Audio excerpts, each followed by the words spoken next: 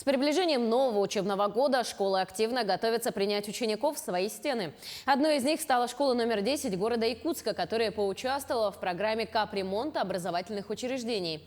На сегодняшний день работа закончена на 95%. Был выполнен полный ремонт цокольного этажа, столовой, спортивного зала, а также проведена покраска стен, полов и потолков. В классах установлены новые двери, были заменены окна, также была обновлена некоторая часть сантехники и электропроводов. Стоит отметить, что капитальный ремонт в школе проводится в первый раз с 1984 года.